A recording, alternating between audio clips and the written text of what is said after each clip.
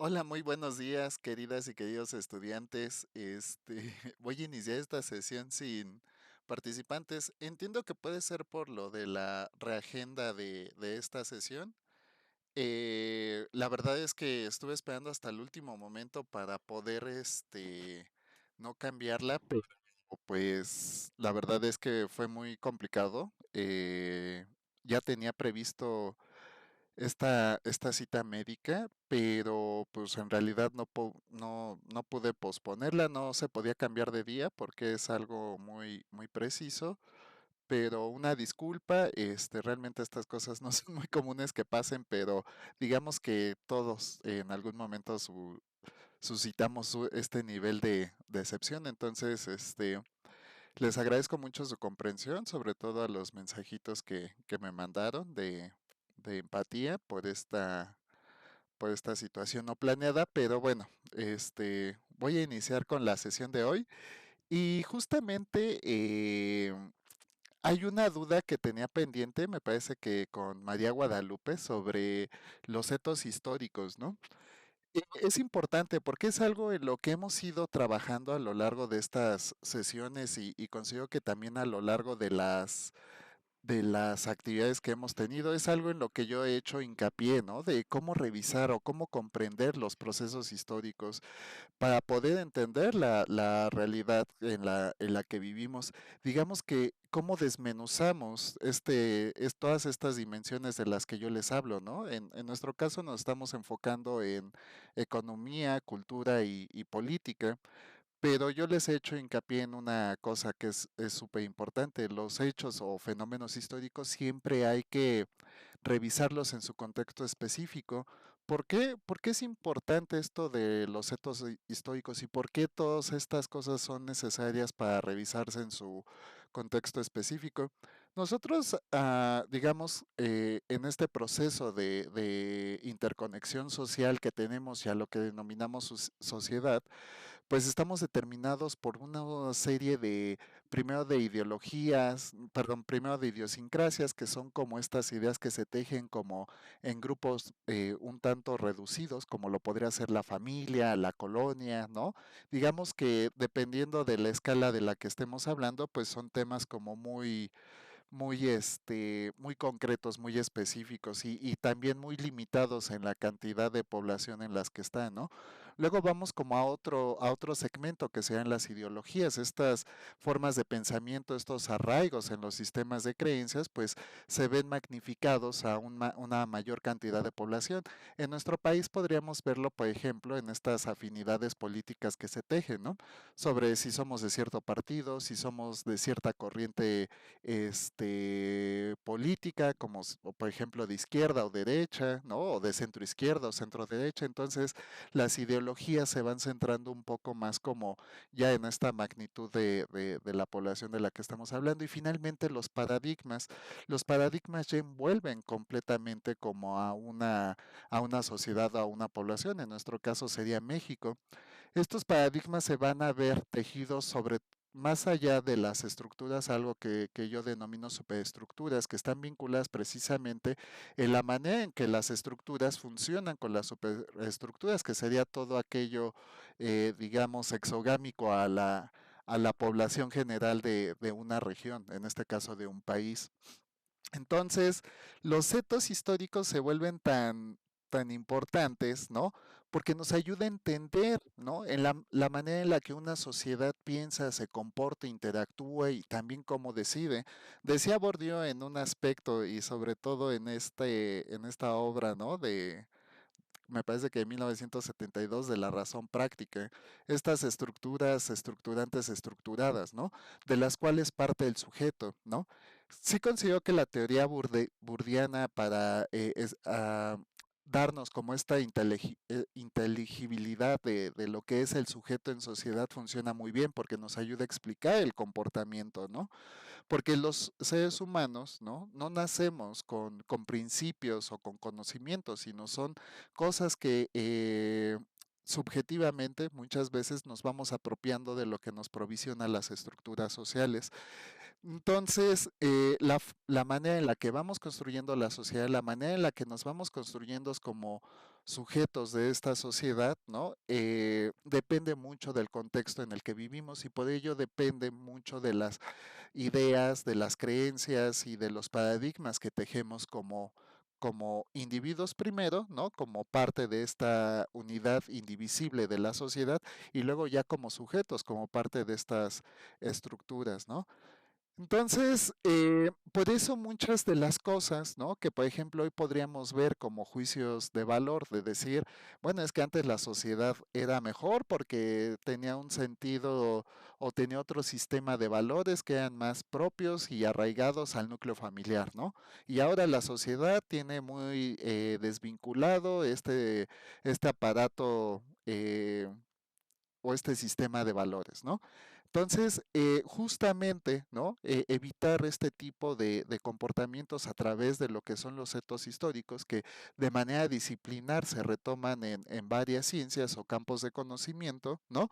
Entonces, nos ayuda a entender en su momento específico cómo es que se comportó la sociedad de esta manera, ¿no? Entonces, como les he dicho, la sociedad y nosotros como individuos, pues somos dinámicos y mutables en el tiempo. Por eso es muy importante que de repente pudiéramos entender que ciertos comportamientos en algún tiempo fueron permisivos y ahora tal vez no lo son. ¿Por qué? Porque las convenciones sociales se han modificado. El asunto con esto es que nosotros de manera tangible podamos hacer como ciertas, ¿no? Desarticulaciones de estas corrientes teóricas que se nos presentan, ¿no? Me parece que el primero de gran relevancia es Max Weber, ¿no? Él a través, ¿no? De este entendimiento, de esta deconstrucción o construcción de la realidad social a lo que él teje, ¿no? En esta capacidad socioreligiosa que traía, porque él era protestante, ¿no? Nos dice que la sociedad se va a construir, ¿no? Directamente, o esta capacidad de acción social que tienen los sujetos se va a construir directamente por sus sistemas de creencias. Es decir, que el sistema de creencias va a articular, ¿no? ¿Cómo decirlo? Va a articular la manera en que los individuos tejen estos objetivos sociales a través de ciertas prácticas en lo económico, en el trabajo o en lo familiar. Sí hay una fuerte carga, ¿no? Todavía de un sentido socioreligioso, ¿no? A lo que él denominó el etos religioso, ¿no? Y que esto podría moldear diferentes áreas de la vida de los sujetos como personas de interacción social, ¿no? Luego viene otro tipo de desarrollo ya más estructuralista con Mark Bloch, ¿no? Y empieza a analizar cómo es de manera un poco más objetiva, ¿no? Ay, perdón, me apareció de que soy el único en la llamada y si no me cierra. Este, digamos que esto se vuelve importante porque empieza a entender la dinámica y la transmutabilidad que puede tener la sociedad, ¿no? A través a través del tiempo, ¿no? Y empieza a tomar como estas formas, ¿no? Que cada sociedad va a tener ciertas limitaciones, ya no solo por el arraigo, la manera en la que los sujetos puedan tener esta capacidad de agencia o de acción para determinar sus prácticas habituales, como lo sería el trabajo, la vida familiar o el sistema de creencias que se pudieran tener en ese momento, ¿no? Sino que cada sociedad va a tener ciertas limitaciones, ¿no? O aspectos muy definidos en cuanto a lo que podría abarcar el pensamiento de esa época, ¿no? Luego ya vienen otros filósofos, ¿no? A mí me encanta sobre todo Bourdieu y Foucault, son un poco todavía a la fecha para mí muy difíciles de digerir, sobre todo porque cada vez que uno los lee y los relee, pues hace nuevas interpretaciones, ¿no? Estos nuevos discursos, ¿no? Pretenden como llegar a la razón práctica de la verdad, es decir, a un entendimiento muy concreto y real de cómo se comporta la sociedad. No en balde Foucault, ¿no? Estableció esta reproducción de la teoría durkheimiana de la anomia, ¿no? Y él decía que precisamente todo aquello que no se puede estructurar en la sociedad, pues necesita un depositorio para poder que estas estructuras sigan funcionando de manera sistemática. Él decía que cuando en palabras de Durkheim, ¿no? Se presenta este tipo de anomias, pues es necesario recluirlo fuera de la estructura social. Entonces él veía la composición social de una manera muy racional, ¿no? Para ello decía que la sociedad necesitaba tres ejes, ¿no? Y era esto de el manicomio, el presidio, ¿no? Y el asilo, ¿no? Que eran las partes, ¿no? De la sociedad que ya no podían, ¿cómo decirlo? Hacer permanecer la sociedad en este funcionamiento sistemático, ¿no? Entonces, digamos que aquí, ¿no? Para nuestros tiempos sería muy cuestionable, porque decir que las personas de la tercera edad, ¿no? Los adultos mayores que en esta nueva conceptualización, pues siguen siendo funcionales para la sociedad. Y yo creo que sí es rescatable, ¿no? Y no solo lo creo, creo que considero que realmente, ¿no? Funcionan ahora, pero en otro tipo de escala social. Ellos ayudaron a poder tejer y entramar todas estas formas de la estructura que permanecen hasta hoy en día. Entonces, realmente la sociedad, y era lo que retomaba un poco con lo que decía eh, este Mark Bloch, ¿no? La sociedad tiene ciertos límites que no pueden abarcar más allá de lo que en ese contexto se tiene pensado, ¿no? Afortunadamente la sociedad va avanzando, ¿no? Va mejorando ciertas áreas específicas y también va reinterpretando y reconvencionando ciertas posiciones sociales, que sería este caso, ¿no? También, por ejemplo, lo del presidio para Foucault, ¿no? De repente ver o interpretar, ¿no? Que este tipo de población, ¿no? Que se desregula por un sistema de normas y reglas que deberían imperar sobre la conducta, pues establece justamente eso, ¿no? Que no puede haber reinserción social porque entonces seguirían en estos procesos de anomia, ¿no? Realmente el sistema punitivo pues ha mostrado muy poco avance, por ejemplo, en la reinserción social, pero sí debería ofrecer, ¿no? Esta capacidad de que los sujetos a través de ciertas condiciones, a partir de ciertos apoyos y acompañamientos, pudiera regular la sociedad, ¿no?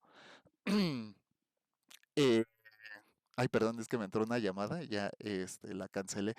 Eh, bueno, el asunto es que la sociedad ha ido reconvencionando. Sin embargo, para esos tiempos, recordemos que la teoría Foucaultiana es más o menos después de la mitad del siglo XX, ¿no? Pues tenía ciertos paradigmas ya construidos sobre cuál era la visión, ¿no? De todos estos esquemas, ¿no?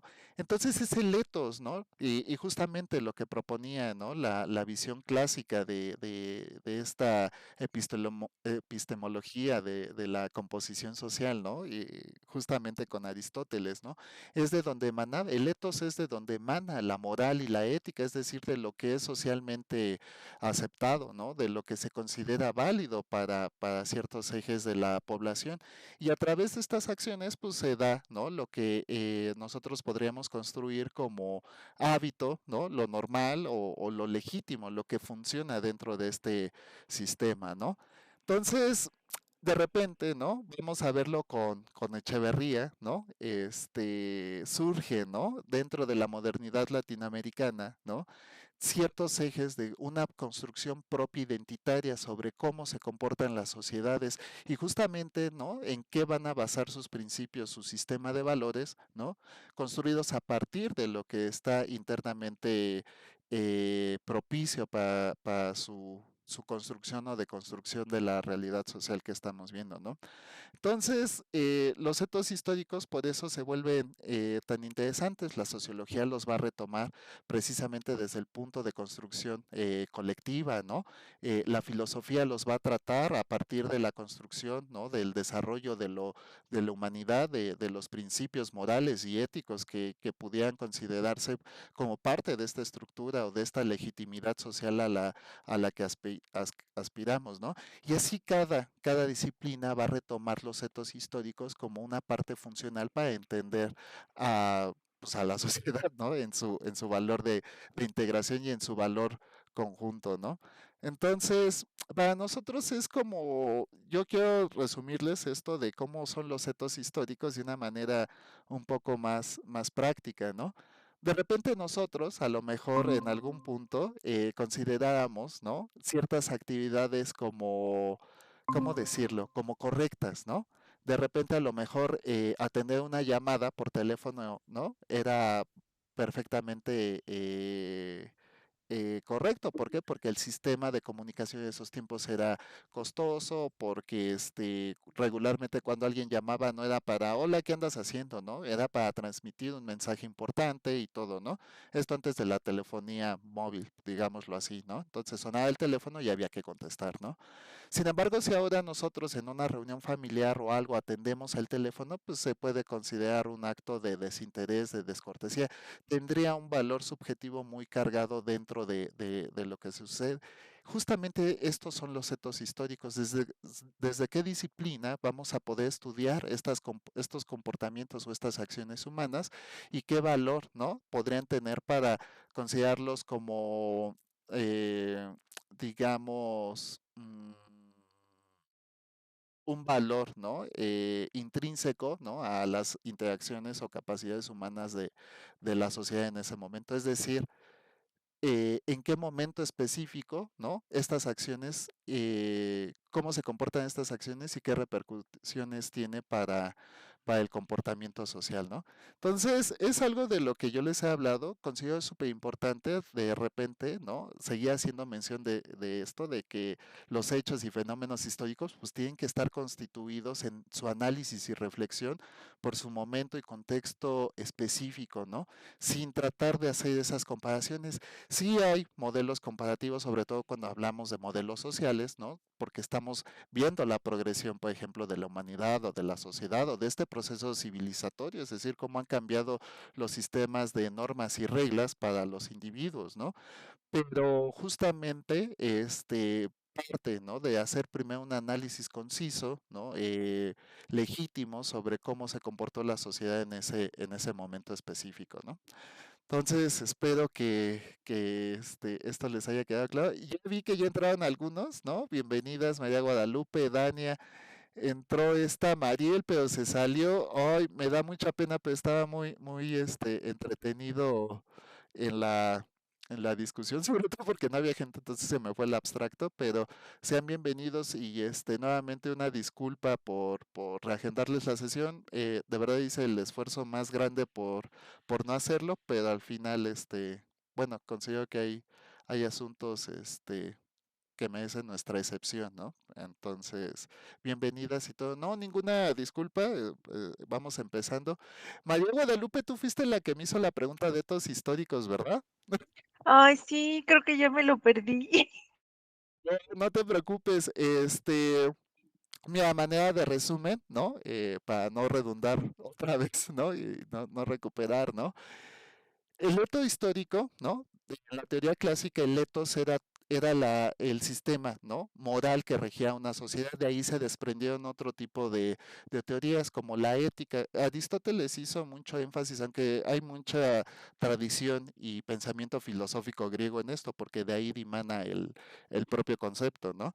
Hay muchas formas de entenderlo y justo era lo que decía, la sociología pues lo va a interpretar a partir de las acciones colectivas de una sociedad, la filosofía a través del desarrollo de la ética y la moral, la antropología a través de los enlaces culturales que se dan en los intercambios simbólicos, ¿no? De la cultura, etcétera, etcétera, ¿no?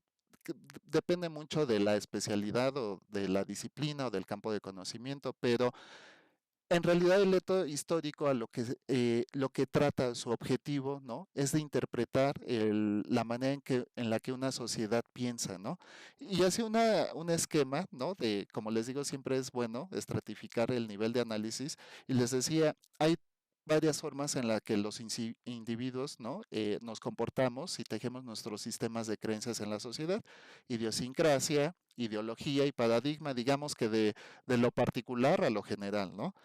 Pues súper importante porque nosotros como individuos no nacemos con conocimiento propio, no nacemos con ideas propias, no nacemos con esta naturaleza racional ni de inteligencia, son aspectos sociales que vamos desarrollando en el tiempo, ¿no? Entonces, por eso de repente, ¿no? Los hechos históricos a lo que nos exhortan es a que estudiemos estos fenómenos y hechos históricos en su propia especificidad, ¿no? Entonces, un poquito, ¿no? Es de lo que les estaba hablando. Ya hablé de Foucault, de Bourdieu y algunos autores, ¿no? Pero digamos que a manera de respuesta es eso. ¿Tú tienes algo que aportarnos, algo de lo que hayas podido interpretar o qué significa para ti? Ya, pues a mí lo que me llamó mucho la atención es que estuviera relacionado con temas que vienen del arte, o sea, que son nombres que vienen del arte, de una corriente artística. Y entonces lo que pensé es, bueno, pues sí, o sea, finalmente una corriente artística implica también un posicionamiento en el mundo, ¿no? Un modo o unas gafas, digamos, para ver el mundo y para reaccionar a él, ¿no? Entonces pensé en las corrientes, en que ahora, por ejemplo, he visto muy común esto del maximalismo, no, del meximalismo, que le dicen meximalismo, que es esta estética toda abigarrada, caótica, este, de los mexicanos, ¿no? Que tenemos siempre todo así lleno y de muchos colores y tal. Y entonces, decir, bueno, pues esta estética barroca, igual y no tiene nada que ver, pero bueno, es nuestro, sigue siendo como nuestro modo de resistencia, ¿no? Nuestro modo de estar en el capitalismo y seguir conservando como nuestras raíces, este, pues históricas, ¿no? Y ya hicimos una mezcla ahí de todo eso, pero seguimos como recordando, este, pues pues sí, las estéticas anteriores y sumándolas con las que hay ahorita y haciéndola nuestra propia, ¿no? Sin, sin caer en estas cosas, no sé, en cuanto al maximalismo, lo del look, los colores todos neutros y todas esas cosas, pues es una forma de vivir nuestra realidad, es una forma de posicionarnos ante las realidades que tenemos económicas, eh, que permean en todo, ¿no? En cómo arreglamos nuestra casa, cómo nos vestimos, cómo necesitamos salir a la calle, para sobrevivir al tráfico, a los traslados largos, etcétera, ¿no? Entonces yo por ahí lo pensé. Fíjate que sí, y es una muy buena reflexión, como te decía, depende desde el campo, ¿no? En el que hagamos esta revisión de los procesos históricos, por decirlo de manera general, ¿no? Es súper interesante estas nuevas corrientes. Yo tengo tres corrientes que considero en mi opinión, ¿no? Porque tal vez luego a otro maestro les diga, es que el maestro Javier dijo que estos son los tres grandes movimientos de la humanidad, ¿no? En cuestión de arte o algo, ¿no? Pero no, para mí, en mi opinión muy, muy personal, ¿no? Hay tres movimientos históricos en el arte que han dictaminado la transformación del paradigma social, ¿no? Y que son para mí los que mayores repercusiones, tiene, ¿no? En cuanto a los efectos de cuál ha sido la construcción, ¿no? Digamos, religiosa de la humanidad, ¿no? El primero es el Renacimiento. El Renacimiento, a pesar de todo, seguía con esta carga, ¿no? De creencia y dogma. Justamente la recuperación, ¿no? De la cultura grecolatina trajo consigo esta hibridación en un sistema de creencias, pero que seguía siendo socioreligioso, ¿no? Como diría Weber, ¿no? El ethos religioso. Entonces el arte trajo consigo una transformación porque aquí ya era el desarrollo de lo interno, ya no era el desarrollo de la sociedad y cosas así, ¿no? Sino el desarrollo de aquello que era humano, ¿no? Otro que trajo para mí una gran transformación, ¿no? Y sobre todo para la cultura fue el realismo.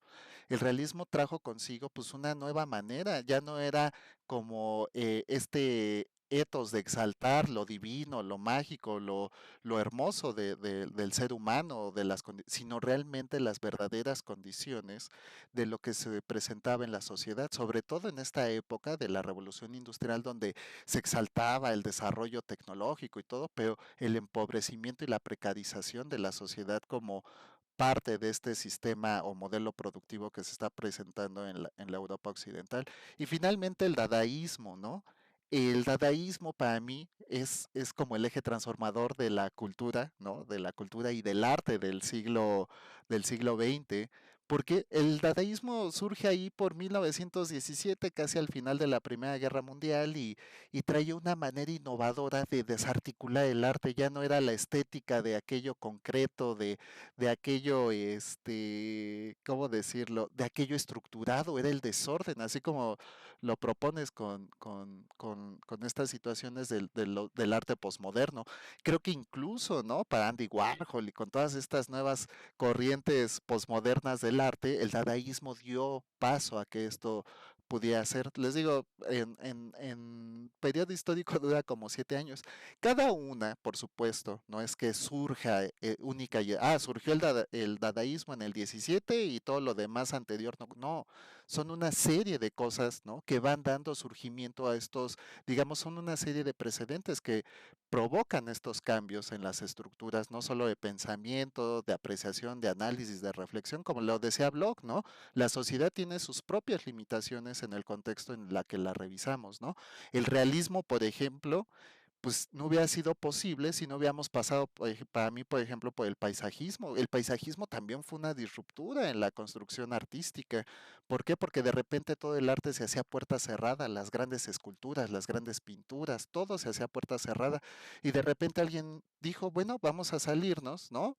Sobre todo creo que Monet, vamos a salirnos de estas estructuras de la producción artística y vamos a hacerlo a campo abierto, ¿no? Jugando con las visiones que nos ofrece la luz natural, ¿no? Con el clima, con el aire, con el viento, y entonces el arte pudo tener esta diversificación. No son, ¿no? Como les digo, que así nació el realismo de la nada y no, fue una progresión de hechos, ¿no? Lo que dio origen a estos cambios, al igual que el Renacimiento, no fue que, pues para mí el Renacimiento sí es como la disruptura de la humanidad, veníamos de 1000 años de oscurantismo, ¿no? Del medioevo, pues para algunos del 450 y tantos a 1450 y tantos, ¿no? Justamente esta apertura del Renacimiento trajo una serie de consecuencias, por ejemplo, el descubrimiento de América, ¿no? El crecimiento de la literatura, los dos grandes literatos de la historia humana, Shakespeare y Miguel de Cervantes, pues son contemporáneos de la época, ¿no? Hubo una serie de transformaciones, ¿no? Que justamente como tú dices, María Guadalupe, si lo revisamos desde el arte podría ser un articulador del desarrollo de la sociedad y de la cultura propia del ser humano, ¿no? Entonces, ¿cómo vamos a ir entendiendo estas cosas, ¿no? Justamente con Bolívar Echeverría, ¿no? Que nos propone cómo construir una Latinoamérica moderna, que no me quería adelantar tanto, ¿no? Pero justo a partir de todos estos procesos socioculturales, ¿no? Basados no solo en la construcción política o ideológica de la sociedad, sino a través de otros valores fundamentales como lo serían, por ejemplo, el arte, ¿no? Entonces, dice María Guadalupe, y tengo más dudas de lo del liberalismo. Ay, fíjate que a la mano no tanto, pero podemos hacer una revisión bibliográfica. Considero que hay otros autores que nos podrían sumar un poquito más para esta construcción, sobre todo porque creo que fue en esta clase alguien me preguntaba, ¿no? Si es necesario, si es como vital leer a Marx, ¿no? Creo que hay como literatura que sí se vuelve base, sobre todo cuando ya revisamos como teoría más actual, ¿no? Que nos ayude a entender precisamente de dónde proviene este tipo de cosas, ¿no? Pero sí, creo que hay un par de textos de Bolívar, Echeverría que podríamos considerar, ¿no? Y justamente en esta nueva, ¿cómo decirlo? En esta nueva producción cultural, en esta nueva producción artística que hay, hay muchos temas de innovación. A mí me encanta, por ejemplo, vamos a ver en el módulo 5 a una artista que se apellida Vaca con B de burro, que fue de las primeras que hizo como esta afrenta, ¿no? A las posiciones estructurales y que reconoció que había poblaciones vulnerables, sobre todo en la frontera norte, ¿no? Donde ella codifica tres tipos de población, ¿no? Las mujeres, los indígenas y los chicanos, ¿no? Entonces, ella empieza justamente en estos actos de desestructurar, ¿no? De rebeldía anárquica, ¿no? A tejer murales con estas visiones de constructivismo social en cuanto a retomar este tipo de poblaciones, ¿no? Pues que en un orden de ideas, ¿no? Sería lo que Marx denominó a la periferia, ¿no? A las zonas limítrofes, ¿no? Al lumpenproletariado de la sociedad, ¿no? Entonces, sí, con gusto, si quieres, junto a algo y se los mando por correo, se los pongo ahí en el plan de trabajo, un par de lecturas sugeridas. Yo creo que hay como, a mí me gustaría de repente que pudiéramos leer algo justamente de la producción latinoamericana, digamos de lo base, como lo podrían ser Echeverría, ¿no? Martí, cosas así, que ya vienen propiamente dentro de los contenidos, pero sí nutrirnos con un poco de qué es lo nuevo, ¿no? Creo que Dussel es muy bueno y justo viene en los contenidos, me parece como pináculo del conocimiento moderno latinoamericano. Digo moderno no en esta concepción de la construcción teórica artística de principios del siglo, sino moderno como contemporáneo a nuestro tiempo, ¿no? Pero sí, déjenme construirles algo porque tampoco quiero recomendar, sé que tienen mucho trabajo y todo, pero sí me gustaría buscar y escogerles al menos un par de lecturas y tal vez un estudio de caso como este de Vaca, que a mí me parece uno de los ejes paradigmáticos de la construcción social, sobre todo para nuestro país y todas las circunstancias que se veían en ese tiempo, ¿no? Y respecto a tu duda del liberalismo, ¿qué dudas tienes? O supongo que el liberalismo económico como parte de la teoría del sistema financiero del que les he hablado, o como corriente filosófica, o como esta ideología constructivista del siglo XX para Latinoamérica, ¿no? De liberales contra conservadores. No sé si... Este, pues como todo, o sea, me sentí haciendo mi ensayo como entrampada ya al final, porque, Ajá, o sea, como que mi hilo de pensamiento fue tratar de construir los conceptos de liberalismo iniciales y luego pues cómo han ido cambiando, ¿no? Porque no son los mismos ahorita, ¿no? O sea, como que ya no es una cosa cerrada y totalmente dividida, sino más bien como que están, unos toman del otro y entonces están como en algunas cosas fusionados, ¿no? Y, pero pareciera que como que no hubiera una cosa fuera que pensar de eso, pareciera como si no hubiera otra opción y entonces, o sea, dije, a ver, o sea, este es un marco de una ideología que está enlazada con sistemas económicos, ¿no? Pero ¿qué claro, hay fuera de esto? O sea, qué se puede pensar fuera de esto? Y entonces dije, no puede ser como la única manera de pensar en construir una organización, de las personas, ¿no? Entonces dije, pues la única forma, o sea, creo que los únicos marcos distintos de referencia que encontré fueron o los anarquismos o los marxismos. Este, porque aparte dije, al final creo que son como la misma cosa, o sea, esto de los liberalismos y los conservadurismos, no sé, en algún momento pasó por mi cabeza, como que son en realidad,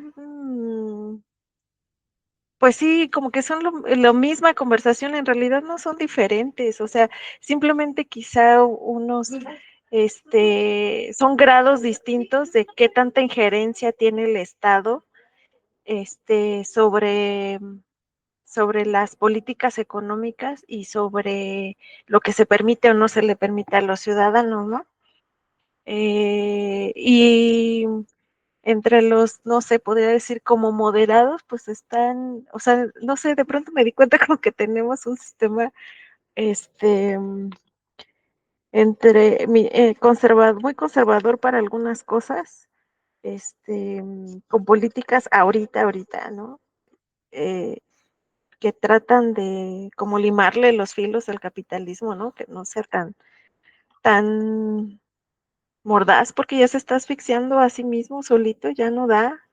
Y entonces vienen estas políticas de dar becas y de tratar de amortiguar, ¿no? Como en las clases más vulnerables, pero no salimos de lo mismo, no vamos a salir de lo mismo. Entonces me sentí al final entrampada en mi ensayo y ya dije, ¿qué le pasó?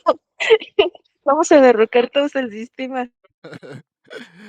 Sí, fíjate que sí, justo, ¿no? En los años 80, ¿no? Con este agotamiento, digamos, vamos a hablar del liberalismo de manera integral como económico, político y cultural, ¿no? Pero justamente esta concepción filosófica del liberalismo como parte de la libertad humana para decidir, accionar en lo individual y en lo colectivo, ¿no? Generó muchas distorsiones sociales. De entrada, yo me acuerdo mucho de algunas corrientes musicales, ¿no? Como el punk, ¿no? Los punks eran anarquistas, revolucionarios sociales, porque querían derrocar lo preestablecido, ¿no? Un poco más, ustedes han de conocer tal vez a Nirvana, ¿no? El grunge, que se salía de toda la armonía y rítmica musical que estaba en ese momento, ¿no? Que eso también ya luego derivó en otro tipo de movimientos, pero digamos que los punks en ese momento, pues sí traían, ¿no? Un eje como de revolución social, de abajo el sistema. En nuestro país también hubo movimientos, digamos, a partir de la música, pero no solo fue la música, fue la literatura, fue los movimientos, la pintura, la escultura de muchas cosas. La verdad es que la sociedad se estaba tejiendo ya desde hace tiempo que en estos valores fundamentales de la libertad como ser humano. Justamente yo les mencionaba lo de Gramsci, ¿no? Con la teoría de las clases dominantes y las clases subalternas, ¿no? Eh, lo complejo aquí es como tú dices, qué tanto, ¿no? Somos liberales, ¿no? En esta posición de capacidad de acción como sociedad para ejercer nuestras propias acciones en lo individual y en lo colectivo, pero qué tanto necesitamos del conservadurismo, ¿no? Es decir, que ciertas estructuras continúen en el tiempo. Hay como varios detalles. Aquí no lo hemos visto, pero tal vez ustedes hayan escuchado hablar de él, de Tomás Moro, ¿no? Y con su socialismo utópico, en donde todos aspirábamos como a esta composición de lo social, ¿no? En el que las necesidades iban a estar satisfechas precisamente porque todo, ¿no? Iba a estar sustentado a nivel social. Es algo de lo que promueve el marxismo, ¿no? Sin embargo, para llegar a estos ejes, por ejemplo, Marx decía, bueno, tenemos que pasar por tres estadios, ¿no? De construcción del ser humano, ¿no? En temas económicos, porque pues la economía lo que nos dicta es precisamente la capacidad de acción que tenemos. Y entonces decía Marx, pues vamos a iniciar con el capitalismo, que es el sistema económico más caótico, más aleatorio, ¿no? En donde la individualidad, la ambición y el egoísmo, pues serán persistentes porque lo que pretende el capitalismo es el usufructo, ¿no? ¿Cómo decirlo? La utilidad, la ganancia a través de la explotación y Marx define la explotación como todo aquel trabajo no pagado. Ya viene como una composición teórica de qué es eso. Por eso Marx decía, no, el capitalismo va a funcionar un rato, pero no todo el tiempo. Es imposible, es tan caótica la funcionalidad de esto que la misma red de interacción humana pues no lo podría permitir. Y dice, entonces tendremos que pasar al comunismo, ¿no? Un sistema en donde las acciones, el valor estará dictaminado por la fuerza del Estado, es decir, quien controlará, ¿no? Ciertos recursos necesarios para la sociedad y podrá establecer, ¿no? Lo que es propicio para cada uno de ellos. Y finalmente en el socialismo, en donde ya no habrá necesidad del Estado como tal. Gramsci lo retoma un poco y habla de estas estructuras de las que hablaba Marx, ¿no? Y dice, pues no, en realidad la colectividad, nosotros ya siendo sujetos o individuos, pues estamos determinados o presionados por lo que dicen las estructuras sociales, lo cual no nos permite decidir realmente qué es lo que nosotros consideramos a bien como propósito o proyecto de vida, independientemente si hablamos de sujetos o individuos, ¿no? Incluso retomando un poco esto de la solidaridad mecánica y orgánica de Durkheim, pues es imposible llegar a ese comprendimiento de la sociedad.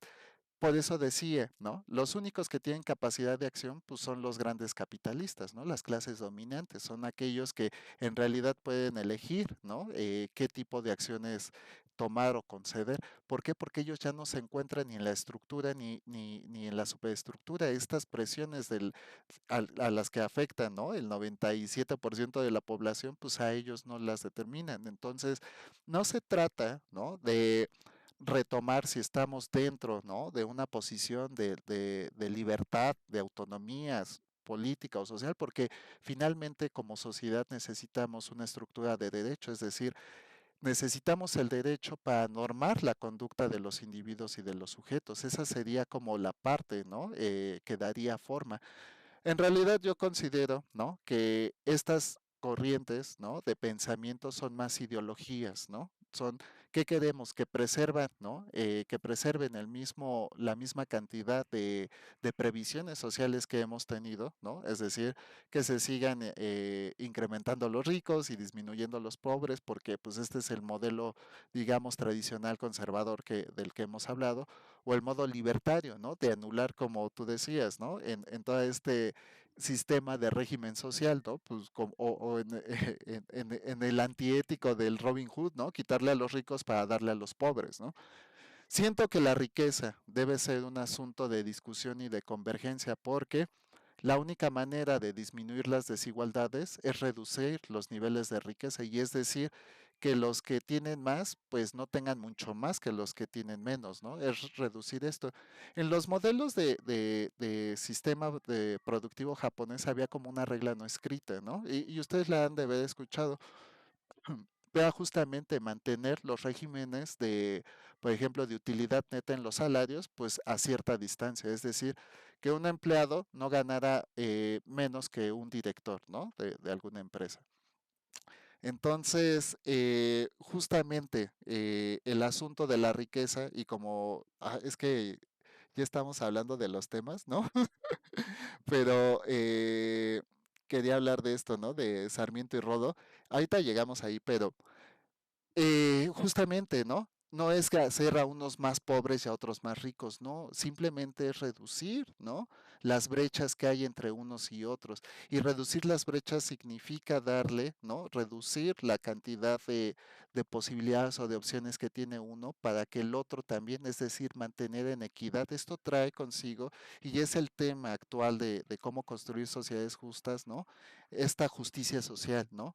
Proporcionar, ¿no? Esto que a lo que se le ha denominado, ay, ¿cómo se llama? Movilización social, ¿no? Es decir, que podamos nosotros tener un desarrollo o movimiento dentro de la estructura, ¿no? Dice María Guadalupe, ser comunista o anarquista serían antítesis de ser liberal. Se diría que en estos, se diría que están en otros extremos, o sea, puede ser liberal y ser comunista, o ser liberal y ser anarquista. Ay, Guadalupe, son temas bien complejos, incluso para mí, ¿no? Yo, yo entiendo, ¿no? Que no coincido tampoco con esta capacidad, ¿no? De decir que estamos completamente determinados por las estructuras. En realidad, somos sujetos de acción. A nivel de participación social tenemos muchas maneras de intervenir, ¿no? En la composición social que nosotros aspiramos. La magnitud va a estar representada por la influencia y el prestigio que tengamos dentro del desarrollo de nuestra propia comunidad. El concepto de liberal, ¿no? Y comunista, siento que obedece más como a la composición o a la estructura en la que nosotros estamos insertos. No es lo mismo ser, ¿no? Un liberal en México a ser un liberal, por ejemplo, en el Medio Oriente. La capacidad, la estructura que permea el sistema de reglas y de conducta de cada uno de estos dos individuos es completamente distinta. Ya no solo por un contexto, digamos, sociohistórico o regional delimitado por el Estado de Derecho que regula cada uno de estos individuos, sino por la propia subjetividad, digamos, por la propia construcción subjetiva del individuo. Y la construcción subjetiva del individuo depende mucho de su nivel de o su sistema de creencias. Es decir, las adopciones, ¿no? A los dogmas religiosos que tengamos, a la profundidad de estos saberes subalternos que desarrollamos dentro de estas estructuras sociales, pero también a algo más tangible que sería la propia experiencia vivida, es decir, en estos relatos autobiográficos que tenemos cada uno como individuos de cómo enfrentamos las vicisitudes que presenta, yo diría la sociedad, pero hablando un poquito más como de esta funcionalidad utilitaria para nosotros, de la vida misma, ¿no? El cómo nosotros nos desenvolvemos y enfrentamos la vida. Creo que esos valores, ¿no? El primero, lo religioso, lo segundo, el marco subjetivo de lo que nos construye a nosotros como individuos, y finalmente el de la vivencia de la vida, ¿no? El de la vida práctica. Considero que sí, o sea, definitivamente se puede ser liberal y comunista, ¿no? Pero no se puede ser capitalista y socialista al mismo tiempo, porque ahí sí ya hay un eje paradigmático que se contrapone, sería una antítesis. O sea, a partir de algo, ¿no? Y querer llegar a otra cosa preservando lo que en un origen le da forma y fondo a eso, es complicado. Sí se puede ser liberal y anarquista. ¿Por qué? Porque dentro del liberalismo lo que buscamos es la transformación de la estructura social, ¿no? Y ya hablemos de estructura o superestructura, de lo endogámico o de lo exogámico. Pero es cierto, la magnitud y la capacidad de acción que vamos a tener regulada será por aquellos ejes en los que nosotros nos desarrollemos en sociedad. Y justamente, ¿no? Una de estas transformaciones pues se da a través de la vida política. Es decir, tú puedes hacer política dentro de tu núcleo familiar, que sería, digamos, el marco más reducido de lo que sería una sociedad, y ya lo que yo les decía, a través de este sistema de idiosincrasia, ¿no? Nosotros como familia, pues nos vamos a comportar de esta manera. Cuando tú ya tienes, ¿no? Ese desenvolvimiento dentro de ese núcleo tan concreto y tan preciso, pues puedes expandirlo más y tal vez ahora con los primos y ahora con los tíos y etcétera, etcétera, ¿no?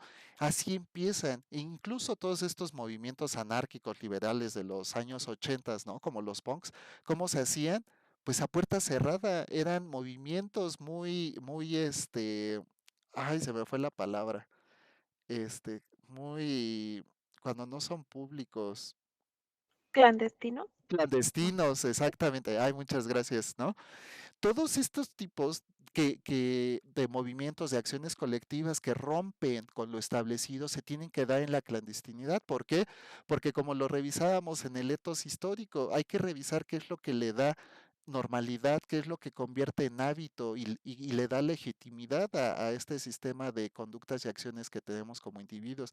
Entonces, si tú quieres derrumbar la estructura, ¿no? Si quieres profundizar o llevar a cabo este liberalismo, ¿no? De la conducta humana o romper totalmente, es decir, convertirte en una anomia para lo que sería la estructura social, justo como lo decía con Foucault, pues para las anomias existen tres ejes, ¿no? En los cuales se depositarían estas anomias, ¿no?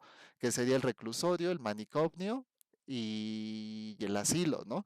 Entonces, dependiendo de tu propio contexto social, para Foucault, pues o vas al presidio, ¿no? O vas al manicomio, ¿no?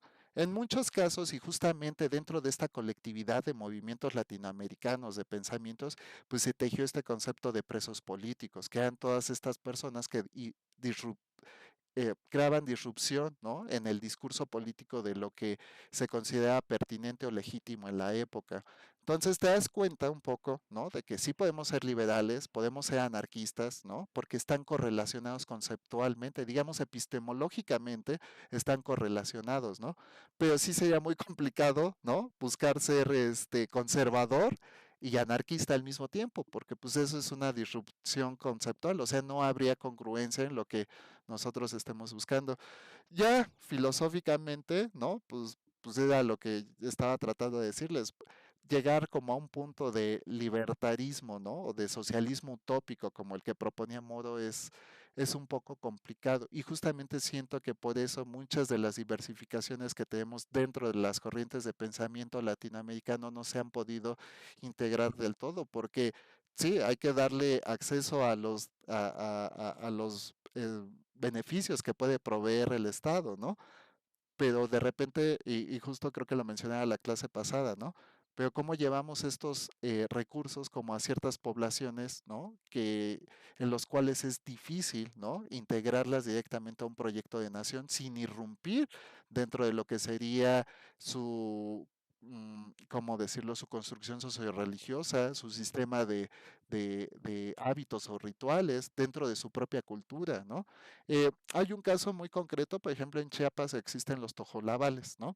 Ellos tienen un sistema social muy, muy bonito porque han tejido esta cosmovisión indígena a partir de las acciones colectivas de la sociedad, ¿no? Entonces ellos, por ejemplo, pues consideran que todos los elementos constituidos en el universo, pues tienen el mismo nivel de importancia. Entonces, gracias, Señor Sol, por darnos luz y calor y proveer a nuestras cosechas, ¿no? Para que puedan crecer.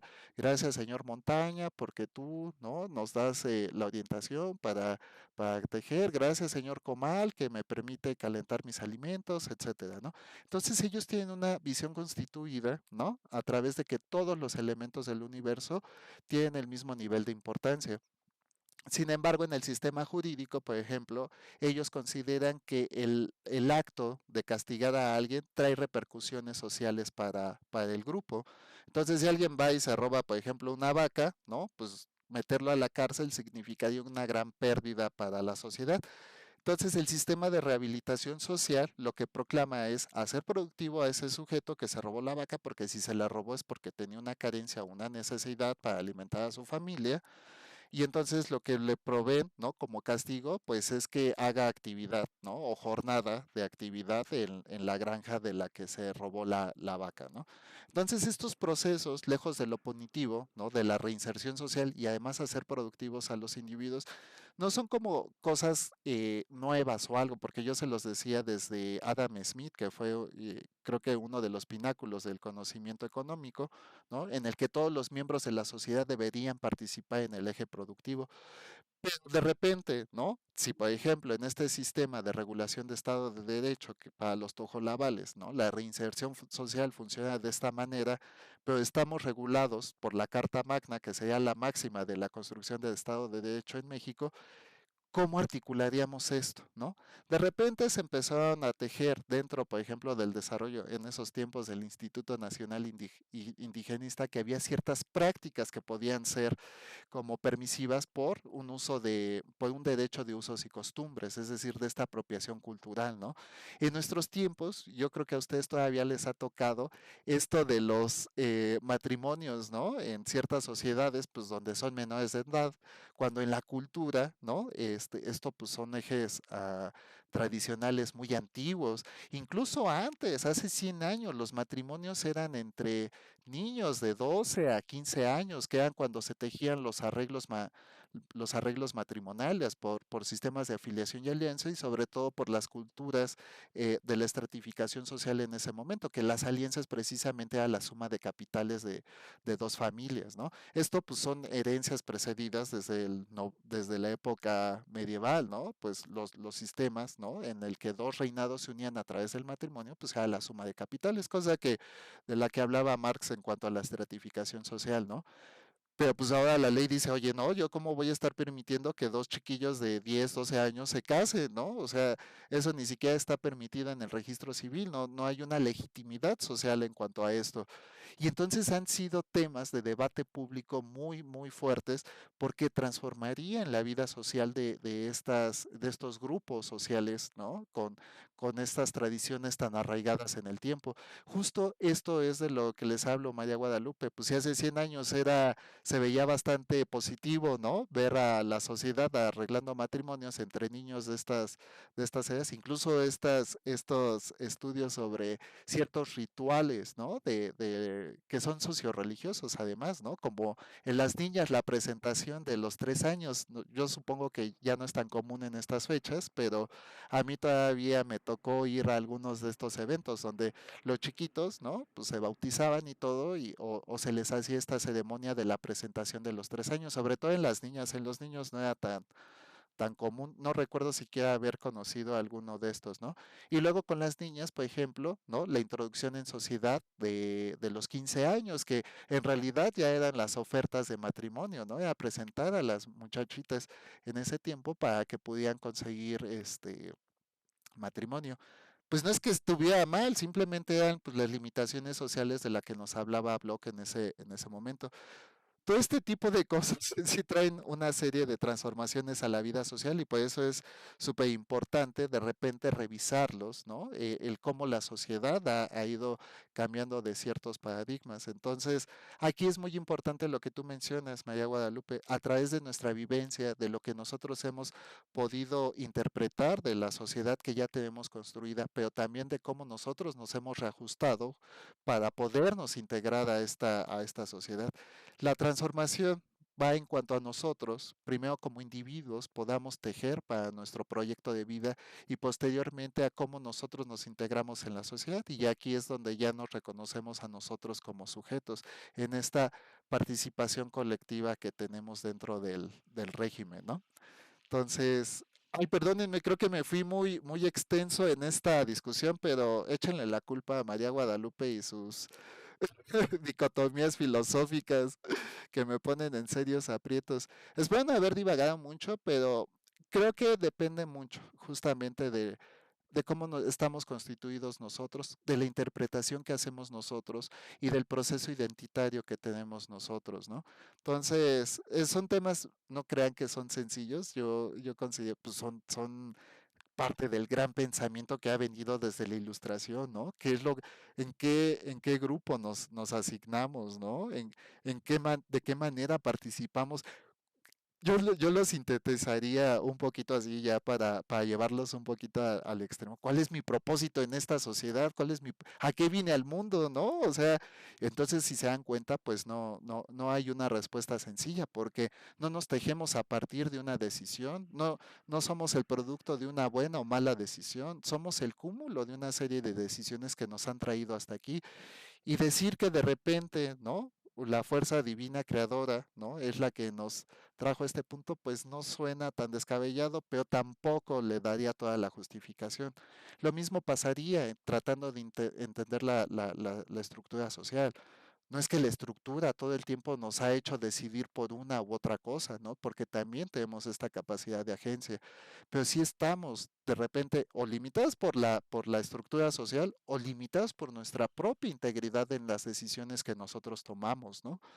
Entonces, son aspectos que incluso ya recaen en la composición, en el entendimiento del yo, ¿no? Y cuando hablamos del yo, pues estamos hablando de psicología. Por eso la psicología social se ha vuelto un instrumento tan importante, no solo para entender la capacidad del comportamiento humano, sino para entender las decisiones que tomamos. Por eso ha proliferado tanto, por ejemplo, en teoría organizacional, el desarrollo psicológico y toda esta capacidad de instrumentos que ha desarrollado como los estudios psicométricos, ¿no? Que, ay Dios mío, yo estoy en contra de toda estandarización del comportamiento subjetivo humano, pero que entiendo que funcionan al menos para dar una reorientación al comportamiento, ¿no?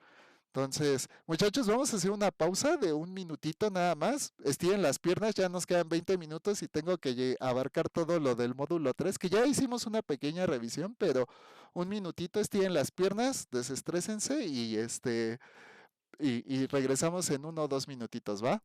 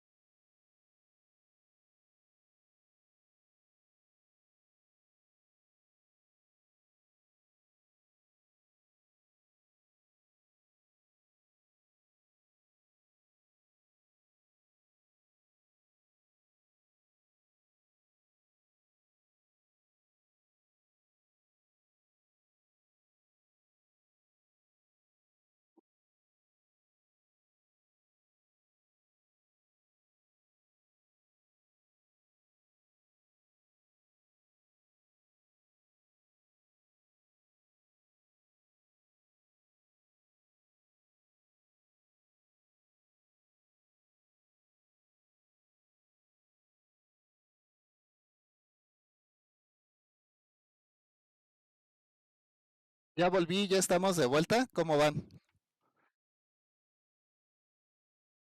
Bien, profe, muchas gracias. Ay, qué bueno, sí estiraron las piernitas. Ay, perdónenme, pero sí creo que estas pausas son no solo recomendables, sino necesarias. Este, bueno, fíjense cuál es el pensamiento latinoamericano. Como lo hemos visto en este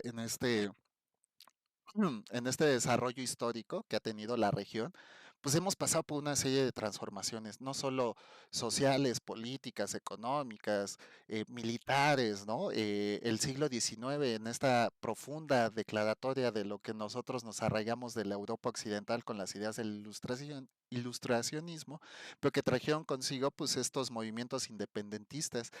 Luego revisábamos, ¿no? Pues sí, justamente empiezan estas luchas después de la liberación, digamos, de la corona española, pues trajeron una serie de transformaciones y ahora, ¿qué somos o qué no somos, ¿no? Les ponía yo el caso de México porque representa muy bien, ¿no? Cuáles sean las dicotomías filosóficas o de pensamiento en ese momento. México no nace como una república democrática, surge como un imperio, es el primer imperio, ¿no? A cargo de Iturbide, y después de 3 años, pues se funda la república, ¿no? Con sus detallitos, por decirlo de algún modo, pero se funda la primera representación democrática para el país. Justamente nosotros veníamos de un proceso en el que a través del mestizaje y a través de los sistemas sociales constituidos en ese momento, pues las principales corrientes de pensamiento filosóficas y teóricas pues venían de Europa y lo que se pretendía en ese momento con los pensadores que había en ese contexto específico, pues era reproducir lo que sucedía en Europa. Yo incluso les presentaba el caso de Robinson Crusoe, ¿no? De cómo la literatura de lo que nos habla, pues es la reproducción del modelo económico burgués de ese momento y que hasta de repente ya tenía esclavos, ¿no? Al papá y al hijo, a viernes y jueves, ¿no? Jueves y viernes, me parece, ¿no? Perdón, pero es que ya ese libro lo leí creo que hace más de 20 años, ya no me queda tan claro, ¿no? Pero el asunto era ese, de repente, muchas de las corrientes pues permeaban. ¿Qué empieza a suceder durante la época, digamos, del desarrollo modernista en Latinoamérica? Pues empiezan a tejer una serie de circunstancias de pensamientos concretos. ¿Por qué? Porque de repente se dieron cuenta que América Latina, ¿no? No podía ser lo mismo que Europa. Europa tenía un desarrollo de cientos de años. Latinoamérica apenas empezaba a vivir, ¿no? Digamos un centenar de independencia, de tratar de autoadministrarse, tratar de autorregularse, pero sobre todo de tratar de construirse a sí misma, ¿no? Entonces se empieza a desarrollar todo este modelo de pensamiento en el que ya empecemos a reconocer nuestras propias necesidades, digamos, de manera autónoma y crítica. Y lo primero, ¿no? Por ejemplo, en nuestro caso, con el desarrollo de los movimientos políticos y sociales que estuvieron a principios de siglo, que significativamente para nosotros fue la Revolución Mexicana, ¿no? Traía, ¿no? Como el reconocimiento de necesidades internas propias. Empiezan a surgir algunos pensadores, ¿no? Que yo creo que más allá de la razón práctica, como diría Bourdieu, pues buscaban exaltar estos procesos de construcción subjetiva y a lo que denominaríamos identidad. Es decir, creo que sí lo dije en algún momento y si no lo recupero, el proceso de identidad obedece a dos principios muy concretos, ¿no? El primer proceso es, como seres humanos, es aquello que nos es símil, es decir, en aquello que nos reconocemos. Y digamos dentro de un principio, ¿no? Hablando como del núcleo más reducido de la sociedad, que es la familia, pues nosotros tejemos este eje de identidad con los papás, es decir, nosotros nos identificamos con ellos, ¿por qué? Porque tenemos interacción con ellos, nos cuidan, nos proveen, etcétera, y entonces nosotros asimilamos eso como símil para nosotros, nos reconocemos en ellos. El segundo proceso de identidad es aquello de lo que nosotros no pertenecemos o nos desidentificamos, es decir, lo que no nos es símil. Entonces, mis papás son estos porque no son aquellos, ¿no? Entonces, yo le voy a las Chivas porque no le voy a la América y digamos cada uno con sus precisas características, ¿no? Justamente es aquí donde el pensamiento latinoamericano empieza a dimanar esta noción de identidad, es decir, oigan, pues nosotros tenemos nuestras propias especificidades, tenemos nuestra propia historia, tenemos nuestro propio desarrollo. Latinoamérica no surgió cuando llegaron los europeos. Latinoamérica no surge cuando nos independizamos. Latinoamérica no empieza a suceder con estos movimientos de acción política, social o militar de principios del siglo. Latinoamérica lo precede, ¿no? Siglos de tradición prehispánica, ¿no? De toda esta vicisitud que se vivió durante la época de la conquista y del virreinato, pero Latinoamérica es mucho más a partir de la llegada de los europeos, ¿no? Y justamente aquí empiezan a dimanar ciertas concreciones como José Martí, ¿no? José Martí lo que nos propone, ¿no? Pues es una construcción de Latinoamérica basada precisamente en ejes identitarios como lo sería el indigenismo, ¿no? Es decir, José Martí lo primero que nos dice es, nosotros tenemos nuestra propia base sociohistórica para poder tejernos en un rasgo de identidad propia, ¿no? Y ya no a partir de modelos externos, como en este caso sería el europeo y un poco el americano, ¿no? Luego vienen otros, ¿no? Digamos, durante la época, como lo es este Enrique Rodo, ¿no? Enrique Rodo lo que nos dice, nosotros obedecemos a otro principio legítimo como sociedad y no esta visión utilitarista de la Europa occidental, sobre todo por las secuelas productivas o de los modelos productivos que arrojó la revolución industrial de la época. De repente y lo podemos ver a partir de todas estas políticas colonizadoras de estos grandes imperios en ese momento, de estos estados-nación, ya, para el momento más, ¿cómo decirlo?, reciente, ¿no? Sino que Latinoamérica se tenía que tejer en valores realmente humanistas, distinguiendo sus propias capacidades de desarrollo humano, es decir, reconociendo, ¿no? No solo el modelo productivo, estas filosofías de pensamiento. Yo siento que le tiro un poquito al marxismo, ¿no? Pero sí exaltando como estas propias consecuencias. También viene José Vasconcelos, ay, que ya me estoy adelantando, ¿no?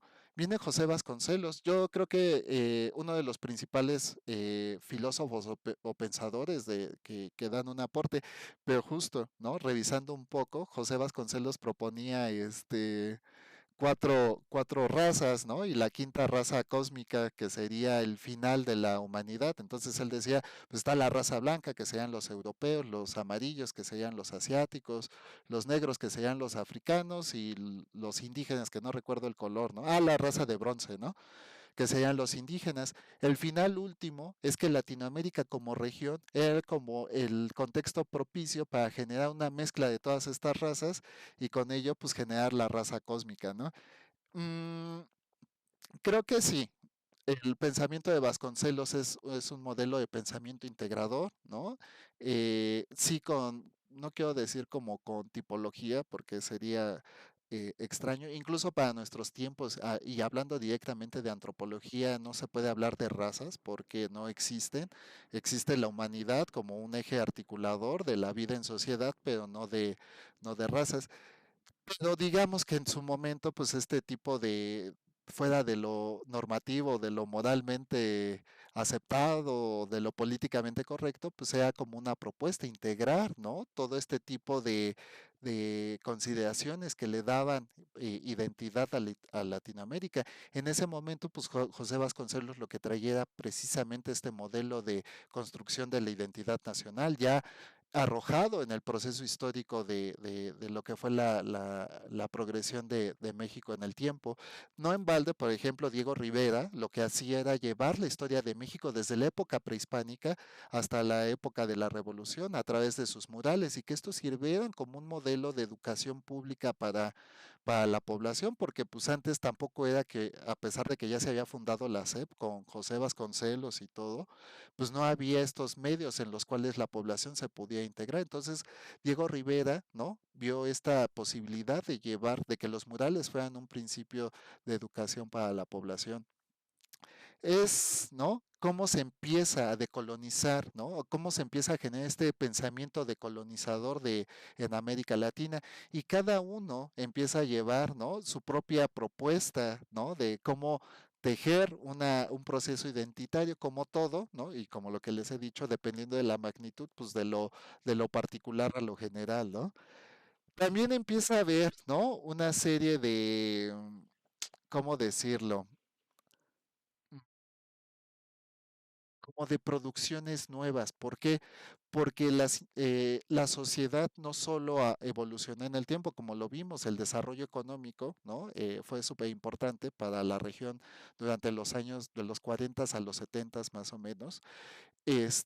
Pero hubo una transformación en las corrientes de pensamiento. ¿Por qué? Justamente porque de repente Latinoamérica ya se vio no solo como un eje de suministros para los grandes imperios, había podido conseguir de alguna manera, digamos, cuestionable de algún modo, pero había logrado conseguir incorporarse al sistema macroeconómico mundial o al proceso de globalización mundial que estaba imperando en ese momento. Entonces, justamente se empieza a revalorizar la profundidad o el nivel de interacción que podía tener Latinoamérica con el eje político mundial de ese momento. No en balde empiezan a creerse las grandes asociaciones, ¿no?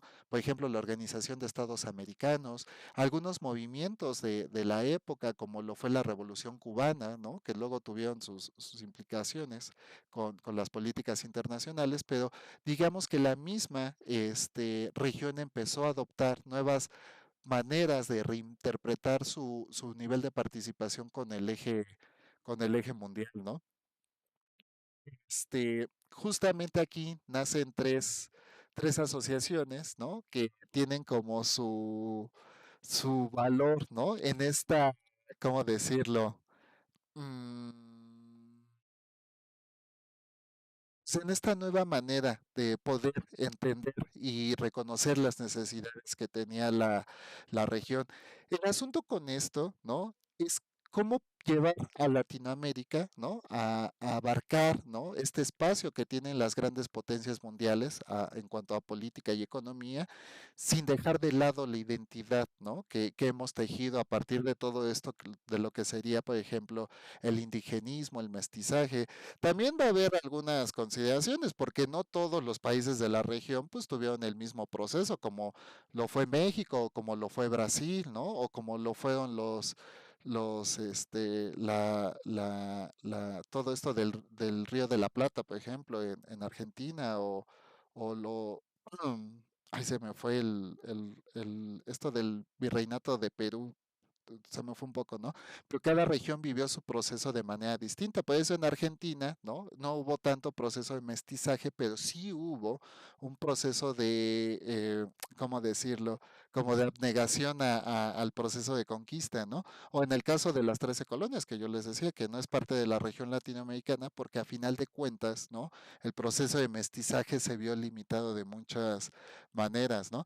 Entonces, autores como Mariátegui, ¿no? Justamente nos decía, hay que exaltar, recuperar estas realidades indígenas y cuestionar estas razones que nos han venido permeando del pensamiento europeo, ¿no?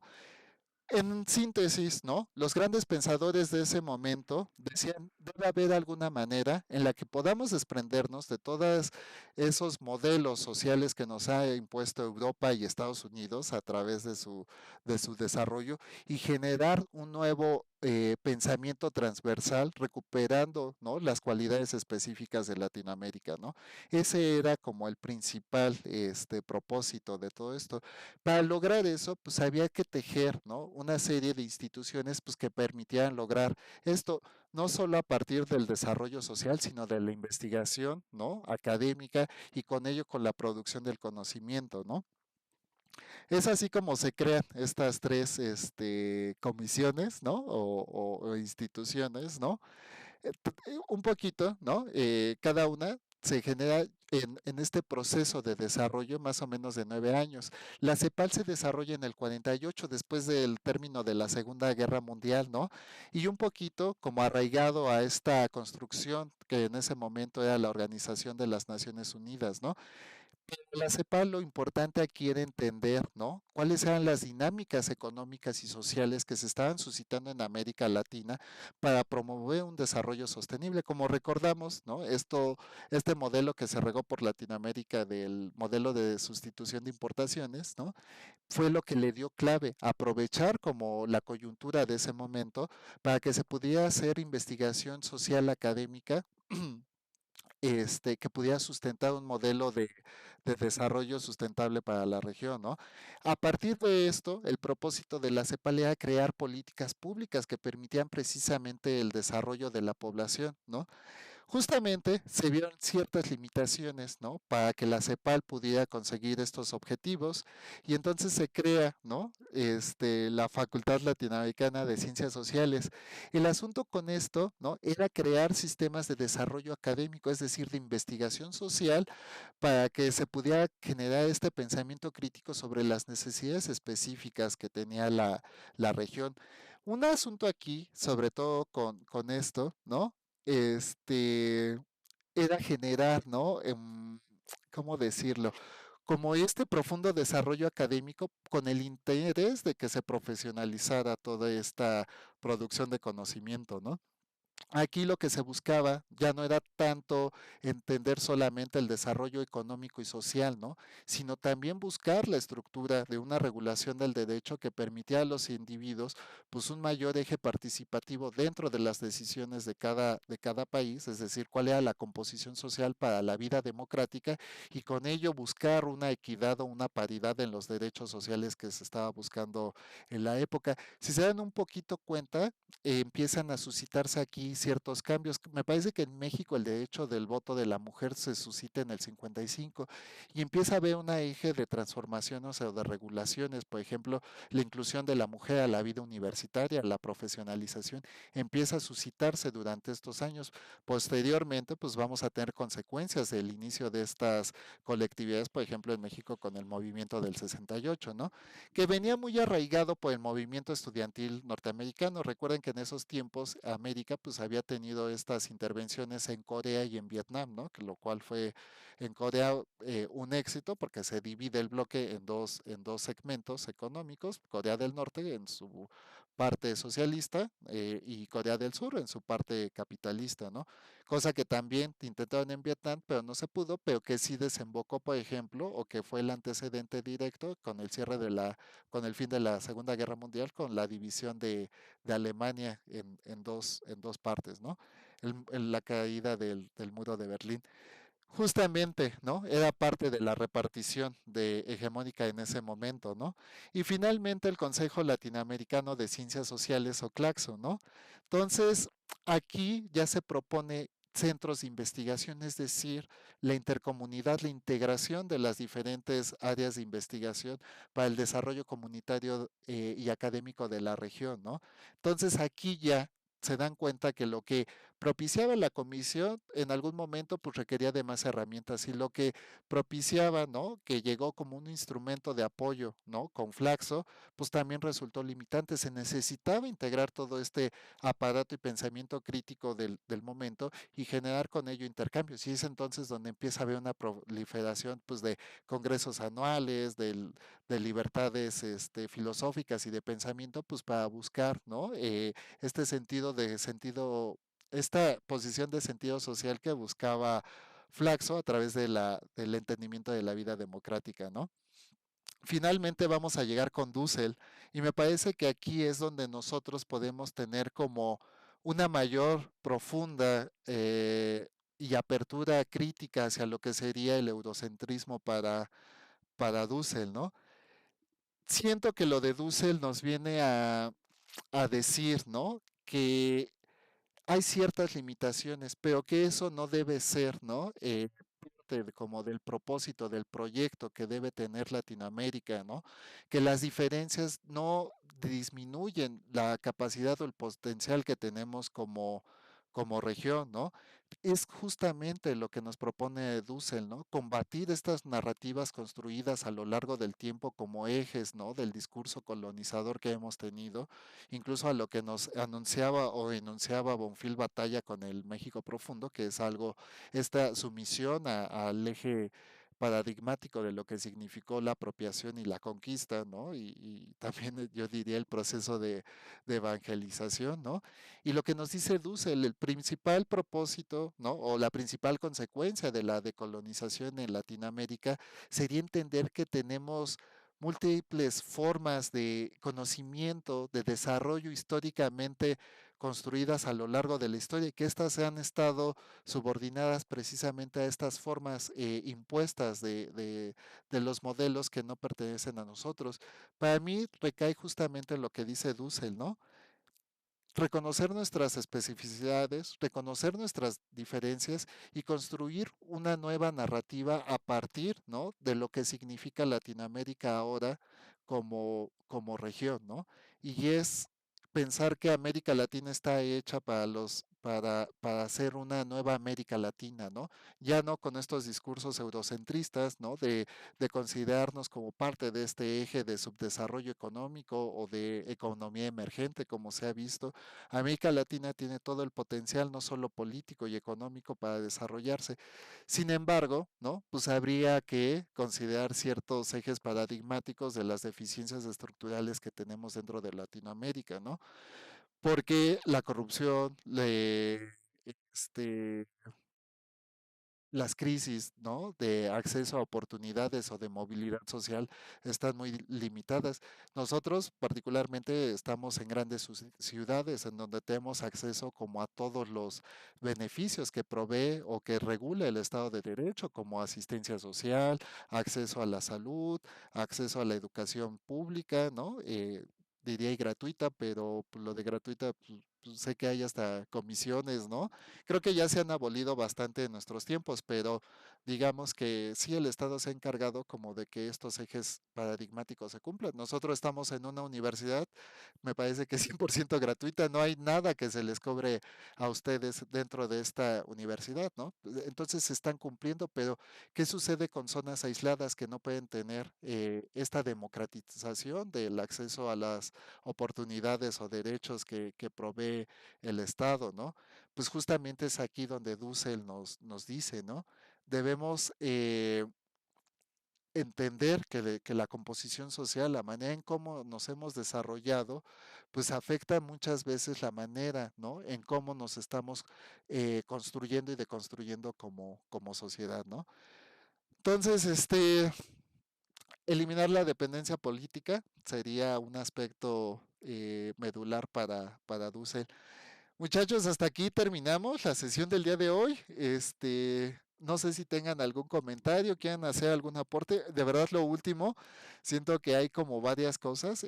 Tal vez luego podamos hablar en la siguiente sesión sobre el proceso de epistemológico decolonizador de Dussel, porque sí da para mucha plática, pero ay, traté de hacerlo de verdad ya y luego vi que ya me estaba comiendo el tiempo, no me pude, como les digo, abstraer como lo acostumbro, pero si tienen algún comentario, adelante, si no, ya para liberarlos de la sesión de hoy. Ah, divagaciones, como me dijo Angie. Ya no divagué a gusto, como dirían ustedes, ¿no? Pues bueno, si no hay más, Muchas les gracias, profe. agradezco, les doy muchísimas gracias por asistir a esta reunión reagendada y ayer abrió módulo 4. Entonces, si tienen pendientes, por favor vayan entregando lo antes posible. Ayer ya empecé a calificar sus foros. Entonces, recuerden, no les dije en esta sesión, pero hay un asunto con sus participaciones en foro porque hacen la principal y ya no hacen sus retroalimentaciones y generalmente es el 30% de su calificación. Entonces, bien, yo sé que siempre les he dicho, no hagan las cosas por la calificación. Si alguien dice, ¿sabe qué? Yo no quiero hacer retroalimentaciones, tampoco no les estoy diciendo están obligados, nada más que pues se me hace de repente una pena que veo participaciones excelentes y todo y no pusieron su retroalimentación. Entonces, por favor, el día que inicien su participación en foro, ese mismo día traten de terminarla y porque al momento de la evaluación, pues les pongo la calificación que les toca y luego ya me es más complicado a mí estar calificando todo, ¿no? Pero no es por la complejidad de calificar, es que al final, ya que cierra plataforma, le siguen faltando esas participaciones. Entonces, por favor, pues nada más como comentario y sugerencia, ¿no? Adelante, María Guadalupe. De la actividad de la tarea auténtica de la 3, ¿Mm? es un cuadro sino bueno, es una tabla, ¿no? Comparativa de Ajá. las organizaciones estas que acabamos de ver. Sí, de Flaxo, Este, Claxo y... bueno, Ajá. son esas 3 porque ahí decía escoge una, entonces yo agarré 2 Ah, ok. para poder hacer el cuadro comparativo, porque la instrucción decía escoge una. Ay, es que hay un asunto Y luego al ahí. final decía, bueno, pon un párrafo, entonces ya puse como mi párrafo de conclusión. Así está bien como lo entendí. Sí, no te preocupes, María Guadalupe. Yo sé que luego las indicaciones no son claras y todo eso. Yo lo que quiero es que me pongan justamente esto, ¿no? A mí me gustaría hablar más de un poquito más de participación, de realmente funcionó. Yo sería como una pregunta clave para la reflexión, o sea, ¿en realidad sirven estas instituciones? ¿Han tenido un impacto? Siento que justamente el ejercicio del cuadro comparativo es que ustedes lleguen un poco a esta conclusión, ¿no? ¿Qué tan útil, ¿no? Es estar generando instituciones en nuestro país, ¿no? Tenemos como un eje articulador de cientos de instituciones que regulan esto, que regulan aquello y todo, y algunas parece que no logran cumplir su objetivo. Justo ahora, hace poquito, o sea, yo creo que como un año o tal vez más o menos, ¿no? Se habló de qué tan funcional es la Comisión de Derechos Humanos en nuestro país, ¿no? Porque pues no interviene en la regulación del derecho, o sea, no tiene participación activa, lo que puede hacer son recomendaciones. Y salió la titular, ay, me acuerdo que se llama Piedra o tiene algo de Piedra, Rosa María Piedra, bueno, no me acuerdo, ¿no? Ujú, Y sí, pues dijo, realmente, pues sí, la Comisión de los Derechos Humanos está muy limitada por ciertas cosas, ¿no? Esto lo vamos a ver más adelante, pero por el momento con que cumplan, ¿no? Con la descripción de alguna institución en el cuadro comparativo, me parece bien. Y la reflexión, si tienen dudas, yo diría que se encamina un poquito más a reconocer precisamente si cuál es el nivel de importancia de la institución que eligieron, ¿no? Entonces sí, ¿no? Sí les dice que escojan al menos una, ¿no? Para la liberación del territorio, pero como les decía, es algo más de libertades políticas y de equidad social, ¿no? De acceso a la democracia de lo que tiene, ¿no? Sí les hace algunas preguntas, ¿no? Yo creo que son como causas y consecuencias. No creo que tienen ningún problema, pero sí escojan solo una. En el caso de María Guadalupe, pues ya hizo dos, creo que está bien, ¿no? Pero con una es suficiente, no se compliquen mucho y ya, ¿va? No sé, ¿alguna otra duda? ok. No, gracias. Ok, bueno, pues ya las libero, ya nos pasamos de la hora. Me disculpo con ustedes, saben que no me gusta disponer de su tiempo, pero bueno, fue una charla de cierre bastante interesante, ¿no? Cuídense mucho, les deseo mucho éxito y María Guadalupe, no te contesté el correo, ¿quieres que te lo conteste? Te pongo la información sobre qué es el etos histórico, sobre todo si necesitas alguna referencia, pues te voy a recomendar a Bourdieu y a Foucault un poquito, que me parecen como los más cercanos a cómo entender la realidad social a partir de lo... Ellos son sociólogos, aunque Sí, Bourdieu termina siendo más antropólogo que sociólogo, y Foucault, pues para mí es un filósofo del estudio humano, ¿no? Entonces, tal vez podría sumarte un poco a la respuesta que te daría por correo, pero como tú me digas. pues digo, voy a repasar la clase, el pedacito que me perdí, y no sé, a lo mejor vale la pena mejor el listado de nuestro kit de lecturas básico. Sí, porque me Este, pediste ajá, también Ay, se me fue el ya para nombre. no hacerlo trabajar más, profe. No, no, no, pues al contrario, con gusto. Es que, ay, de verdad son tantas cosas. Ya vieron que trastabilló porque tengo tanto en la mente, pero sí, con gusto. Ahorita busco lo que me pediste de los textos y si encuentro algún estudio de caso reciente que le sirvan. A mí me gustan un buen los estudios de caso porque creo que son como como ejemplos prácticos, ¿no? De qué se hizo bien y también qué se hizo mal. Es un poquito juicioso, ¿no? De, ay, pues sí, sí, está padre, pero le faltó esto, ¿no? O no, ¿sabes qué? Lo hizo excelente, pero yo lo hubiera hecho de esta manera, o me hubiera... Entonces, por eso a veces los estudios de casos son, porque es ver de manera diacrónica un fenómeno y hecho social, ¿no? A los muchachos de del liderazgo organizativo les puse estudios de caso como Blockbuster, ¿no? Uno de juguetes en Estados Unidos y el de Netflix, ¿no? Entonces, justamente desde ahí ya se pueden hacer como ciertos juicios, ciertos planteamientos hipotéticos, ¿no? De, ¿y tú cómo lo hubieras hecho, ¿no? Ah, el de Kodak, perdón, no fue el de Netflix. Netflix fue con Blockbuster, el de Kodak, ¿no?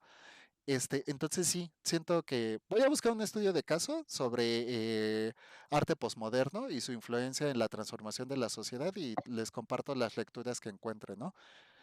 Va, Ah, entonces, cualquier cosa escríbanme. Muchas gracias y los libero. gracias. Éxito, bonita tarde. Gracias, Cuídense. bonita tarde.